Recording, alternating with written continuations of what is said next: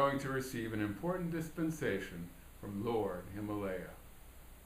Remember, a dispensation is a granted energy that we can use to fulfill our mission and serve others on this planet who need that energy. Beloved Lord Himalaya is the sponsor of the fourth root race and is the teacher's teacher, having sponsored many masters.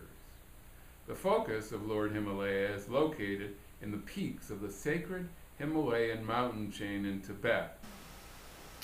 It is in a sacred chain of the Himalayan mountains, and his retreat is called the Retreat of the Blue Lotus. Here the masculine energy of the Godhead enters the earth, establishing the polarity for our planet. This retreat is hidden inside one of the highest mountains in this range. Here, deep within the stone, is carved 7 chambers, one on top of another, dedicated to individual self-mastery through the flowering of the 7 chakras in the body of man. Each chamber focuses the divine vibration of one of the 7 rays of God. A spiral staircase connects the first 3, but beyond this, the initiate must either levitate or adjust his atomic pattern to move through 200 feet of solid stone. There's an initiation for us, huh?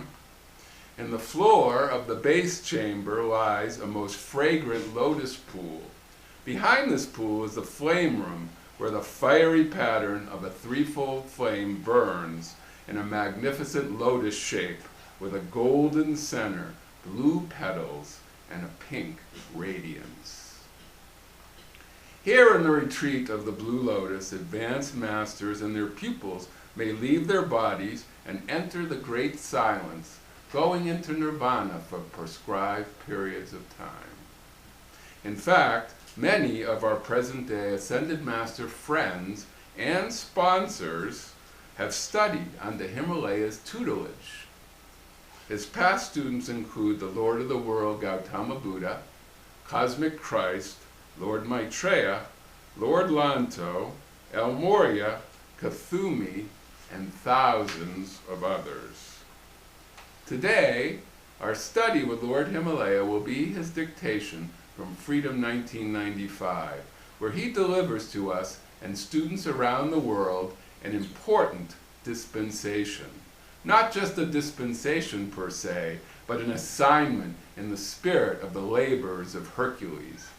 If we are willing to roll up our sleeves, if we are willing to take it on, we can lift a portion of the heavy, heavy weight that is upon the children of light on earth. He is requesting our decree power and our momentum, not just at the time of this dictation, but every day after. Lord Himalaya gives us the opportunity to remove an ancient karma, a heavy, heavy weight brought to earth by certain laggard scientists that can and must be removed from the earth. Himalaya is referring to those laggards whose time is up, who have defied God, who have been obscene before his presence, and have no desire whatsoever to obtain everlasting life. Some may ask, what is a laggard? Why would we want them removed from the earth? Similar critical issues related to the laggard evolutions were dealt with many eons ago. Were the right choices made then? We shall see, as we review the hidden cosmic history given to us by the Ascended Masters, our real history that will bring our perception to a higher vista and a clearer understanding of our study with beloved Lord Himalaya. The long history of the evolutions who have inhabited our galaxy spans millions of years. Remember, time is vast, and today we clear the dust of the ages and peer into those who came to Earth long, long ago, invited by certain individuals here at the time. Stay with me as we take the red pill and exit from the matrix. We return to a period in cosmic history when the entire planet was a veritable Garden of Eden. The ground was transparent like crystal, and the rays from the sun in the center of the earth glowed softly beneath man's feet.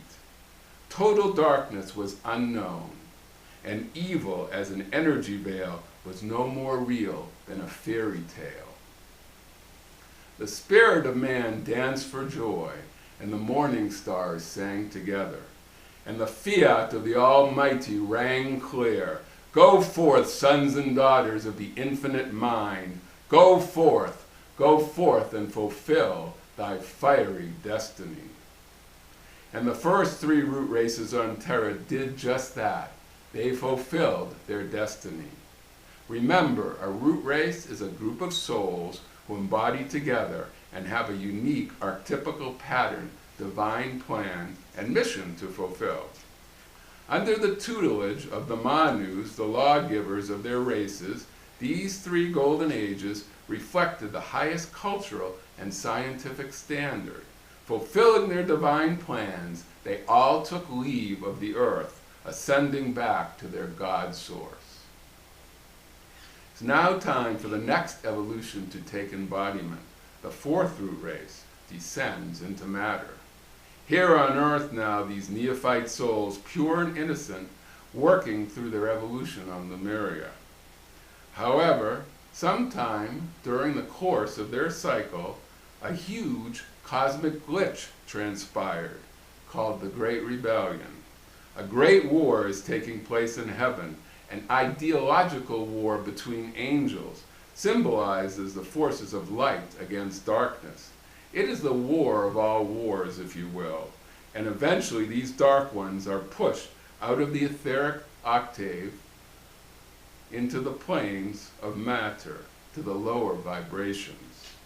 But they were not neophytes. These angels were not pure and innocent. They came into the material universe not only having great wrath, but also having great attainment. And these fallen ones continued making war, but this time it was war against the souls evolving here in matter. As you can imagine, great turmoil ensued. The fallen angels created a trail of destruction, anarchy, and chaos, which infected not only our own galaxy, but our sister galaxy Andromeda as well. The trail eventually moved here to our own solar system, where great civilizations were torn down, and even planets such as Maldek and Hadron. They were actually destroyed, these planets. Eventually, they also came to Earth, and some are still here. These fallen ones set themselves up as gods, actually demagogues, and misled the evolutions of the 4th root race. They taught the children of God heinous acts that caused the sacred fire in the chakras to drop from the crown to the base of the spine. These events culminated in Earth reaching its lowest point as described in the allegorical story of the fall of Adam and Eve, until there was not a single person on the planet who gave allegiance to their Manu, Lord Himalaya, or worshipped God. At this point, the flame of life had gone out on Earth, and the planet had lost its reason for being. The great hierarchy of light, the Cosmic Council, had no choice. Cosmic law dictates Earth must be dissolved. And as we know so well, the great hero of our drama, our great cosmic drama, is Sanakumara, hierarch of Venus, who stepped forth and volunteered to go to Earth and keep the flame of life on behalf of her evolutions. With him came 144,000 volunteers, and many of us were among them. Imagine for a moment coming to Earth, not being prepared for what we are about to encounter, just how dark this dark star was. We had a high purpose, but all of a sudden we are in exile from our home planet of beauty and love, and all of a sudden we are entangled in the darkest muck you can possibly imagine. Longing for sweet Hesperus, our star of love, looking for sanctuary on this dark star.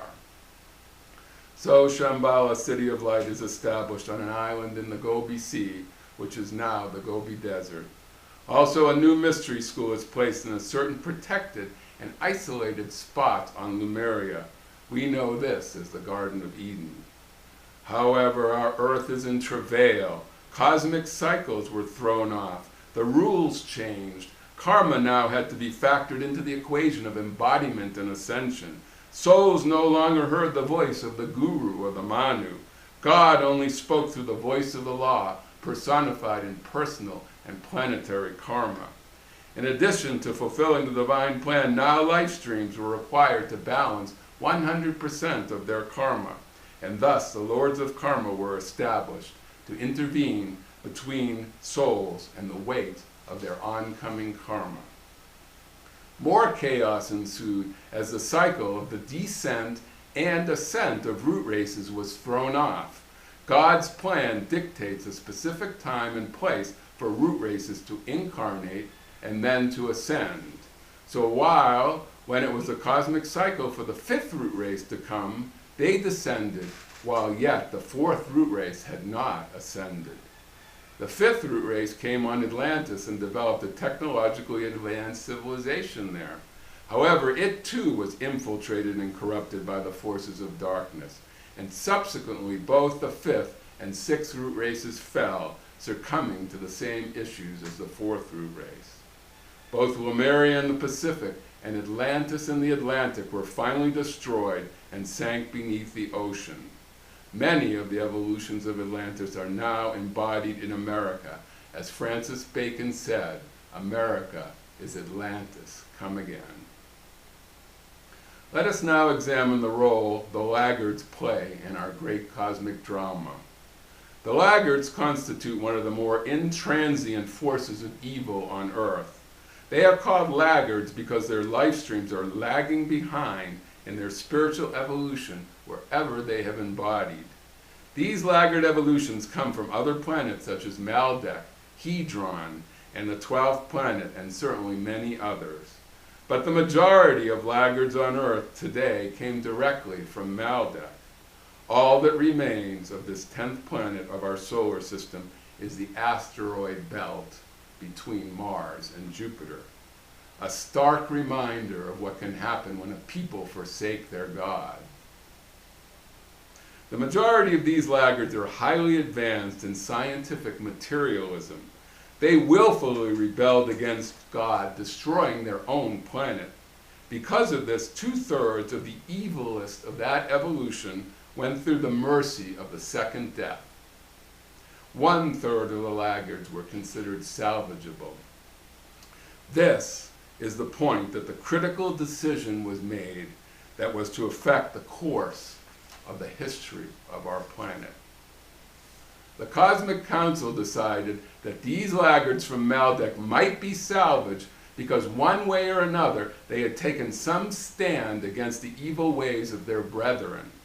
The higher cosmic plan was that these Laggards from Maldek would be given the opportunity to finish their course on this planet with the guidance of the Lemurian evolutions. The life streams of the fourth root race, with all their goodness and innocence, volunteered to parent these Laggards so they could work out their karma and walk once again in the ways of righteousness and truth. Heaven's hope was that the Laggards would learn from the Lemurians who had their feet planted firmly on the spiritual path. However, the unexpected happened, and it was a tragedy as all hell broke loose, literally. With very few of the scientifically advanced Laggards inclined to choose the path of light, despite their past attainment from prior golden ages. On Earth, they continued in their ways that had caused the destruction of their own planet. It culminated with an accident in cosmic evolution, the downfall of the Lemurian and Atlantean civilizations. What really came about on our planet was a great dividing of the way. Evolutions of light and darkness were arrayed against each other, causing the evolutionary process here to actually move backwards to the stage of the caveman. Life streams became beast-like, not even being able to stand erect. And so, history has recorded falsely the timeline of our race. Our species does not start with primitive evolutions. These are not the beginnings of our cosmic history, but actually a dip from the highest state we had in the beginning. Next, we take up the symbolism in the story of Cain, which really describes the coming of the laggards. Sanakumara tells us that the first son of Adam and Eve was the result of their karma. He was named Cain, meaning acquisition, because his soul is acquired from outside the circle of the Guru-Chio relationship with Lord Maitreya. Cain was one of the laggards from Maldek. His name also means hollow root, because he contained within him the seeds of his rebellion, which he outplayed in prior incarnations on Maldek. While Genesis 4 never explicitly states Cain's motive, nor details of the identity of Cain's wife, or God's reason for rejecting Cain's sacrifice, other texts do. The forgotten books of Eden provide insight into motive for the murder. According to the text, Satan came to hard-hearted Cain, saying unto him, Adam and Eve love your brother Abel much more than they love you. This is why they wish to join Abel in marriage to your beautiful sister, whom you love. But because of their hatred for you, they wish you to marry his ill-favored sister. Therefore, I counsel you to kill your brother, so your sister will be left for you. And Abel's sister will then be cast away. Then Satan departed from him, but the wicked one remained behind in the heart of Cain, who sought many a time to kill his brother. The Ascended Masters explain the reason Cain's sacrifice was rejected, even though he worked hard. He worked not to the glory of God, but only to gain God's power. He wanted to exercise that power over others. The willful Cain wanted to please God in his own way, in the way of the ego, the way of pride, and the ambition of the serpent who had sired his consciousness.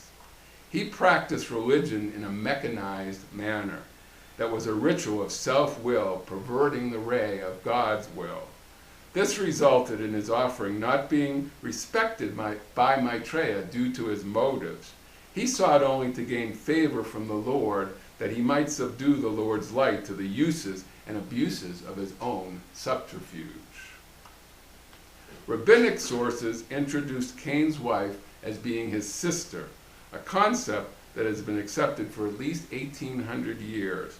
And after escaping to the land of Nod, she fathered him 4 sons and 2 daughters. Cain died at the age of 730, leaving his corrupt descendants spreading evil on the earth. The earth was now a part of Cain, the Canaanian civilization, or what was called the Canaanites. A civilization corrupted with everything Cain represented: materialism, debauchery, and the compromise of the seed of light. The entire population of earth had lost their spiritual connection, their connection to the Manu, their connection to the Guru, their connection to their mighty I Am presence. We next turn to Seth and his descendants, symbolizing the rebirth and the renewal of the spiritual seed of Christ in earth. After Cain killed his brother Abel, God gave to Adam and Eve another son, Seth, whose name is interpreted consolation. He shall be the blessed seed and the head of patriarchs, and shall be a comfort unto thee. Seth was the reincarnation of the soul of Abel, and both Abel and Seth were embodiments of beloved Lord Jesus. And when to this Seth was born a son Enos, it is written, then man began to call upon the name of the Lord. Thus, to the rebirth and the renewal of the spiritual seed in Seth, the sons and daughters of God once again had access to the mighty I Am presence by means of his mediatorship. The connection to the Manu and the great cosmic beings was once again established. We can see from this that Jesus' appointment by God to be our Lord and Savior with the mission of revealing the individual Christ self to all mankind goes way back to the beginning. The forgotten books of Eden record that after the death of Adam and Eve, Seth separated his children and his children's children from Cain's children. Cain and his seed went down and dwelled in the land west of Mu, below the place where he had killed his brother Abel, the land of dark soil. But Seth and his children dwelt northwards upon the mountain of the cave of treasures, to be nearer to their father Adam, and above this cave was the Garden of Eden. The symbolism here of moving northward and being upon the mountain shows that they were dwelling in a place of higher consciousness. After the death of Seth, his son Enos rose to the head of the people. He trained the descendants of Seth to live in righteousness, as his father had commanded him. Through their obedience to God's law, the generations of Adam, through Seth, through Enos, brought forth great lights in the history of earth, such as Enoch and Noah. The Laggards plot to take from the descendants of Seth their Edenic state of consciousness. By the time Enos was 820 years old, Cain had a large progeny, for they married frequently, being given to animal lusts, until the land below the mountain was filled with them. The Laggard Canaanites plotted to take those of God down from the mountain, to take from them their state of Edenic consciousness. They wanted to lead them into the duality consciousness, stripping them away from their God source, the I Am Presence. As we heard earlier in Guru Ma's reading, some of Seth's descendants, the children of Jared, were lured down the mountain by the children of Cain, who committed all manner of abominations and enticed them with sensual music from the valley below. The Laggard evolutions are worshippers of the force. This term, which we hear popularized today as a substitute for the name of God, refers to the serpent force, called the Kundalini, the all-power of the mother. These Laggards are worshippers of the serpent, both as the person of the fallen one and as the life force sealed within the white fire core of the base of the spine chakra. This religious practice of the fallen one spawned all of the phallic and fertility rites of primitive cultures, whose chief deity is Il, or El, spelled E-L. This syllable comes from the El, the power of Elohim, usurped by the fallen ones. This Il, or El, just the letter L, is the abbreviation for the name of Lucifer, they call the sky god. He is known in numerous cultures as the father of the gods, their supreme lord and ruler. The Laggards were adept in the manipulation and mastery of material substance from their previous embodiments on Maldek. By their efficiency in material things, they were able to reinforce to the children of God the Luciferian lie that man does not need God. Man does not really need God because he can do all things for himself. Thus, many of the children of light who desired to return to their lost estate soon fell under the almost total domination of these more advanced Canaanite life waves, whose ultimate goal was to prevent the spiritual enlightenment of the race. The fall of the Watchers opens the door for many Laggards to embody. The Nephilim were on earth in those days when the sons of God went to the daughters of men and had children by them. They were the heroes of old, men of renown. The book of Enoch, which predates this verse from Genesis 6, explains that these sons of God were the Watchers, a class of angels who fell lusting after the daughters of Cain. What followed were giants, a race of Nephilim created from the intercourse of the daughters of Cain with the Watchers. These giants roamed the earth, terrorizing men, and were greatly feared by the innocent children of the light. This period was a pivotal breaking point in our history. The crossbreeding of the Watchers and their godless creation with the children of Cain ultimately opened the door for multitudes of laggards to embody on the earth and literally flood the earth with their life waves. And as they came, these laggards brought with them their art of war and their weapons of mass destruction, nuclear technology, and the splitting of the atom. They taught how to use ultrasonic waves, laser beams, and astral rays as implements of conquest. They instructed Earth scientists how to create various forms of life in a test tube, and on and on. These scientifically advanced and highly rebellious laggards came with the determination to reverse the upward course of Golden Age civilizations. This was their intent, to reverse the upward movement of the Golden Ages. The laggards on Atlantis. When the laggards took embodiment on Atlantis, they gained complete control of the society there.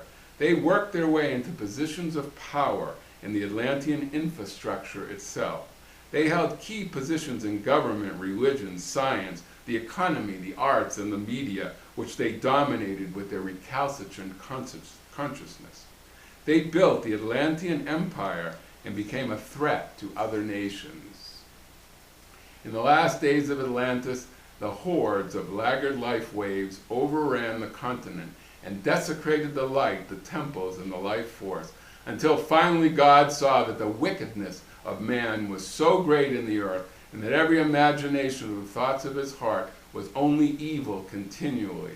The last remnant of Atlantis went down in the great cataclysm that is recorded in the Bible as the flood of Noah. The laggards today, the evil which came to pass in the last days of Atlantis is come to pass again in our day. They have come as the elite of modern times, and these very same laggards are again attempting to outsmart the naive and unaware population and corrupt the world. They have managed to perpetrate themselves for thousands of years by one of the greatest conspiratorial cover-ups in history, which continues today. They continue their plot to deprive mankind of the higher spiritual teachings and the mysteries of the Christ, so as the centuries passed, mankind would remain ignorant of life's supreme purpose, the path of the ascension. They were instrumental in the downfall of Lemuria, the sinking of Atlantis, the destruction of Rome, as well as the destruction of countless civilizations. They have covered their tracks with the dust of the ages, so they can remain in the background and no one will be the wiser to who they are and what they are doing. Time and time again, they have recreated replicas of their evil civilizations on Maldek, and time again they have caused the downfall of Earth's societies. So it was in Lemuria, so it was in Atlantis, so it is today. Now we turn to Lord Himalaya's dictation, which was delivered at Freedom 1995, and it is recorded in the Pearls of Wisdom, Volume 47, Number 1, for those who wish further study. It is titled, "The Heavy, Heavy Weight of Earth Must Be Lifted," a dispensation whereby certain laggard evolutions can and must be removed from the earth. So let us ready ourselves for Himalaya's discourse with deep concentration in the heart, the shutting out of all extraneous thoughts, feelings, and vibrations, so we can make an individual and private and very personal contact with Lord Himalaya. See a blue filigree thread like an iridescent blue from your heart, connecting you directly to the heart of Lord Himalaya.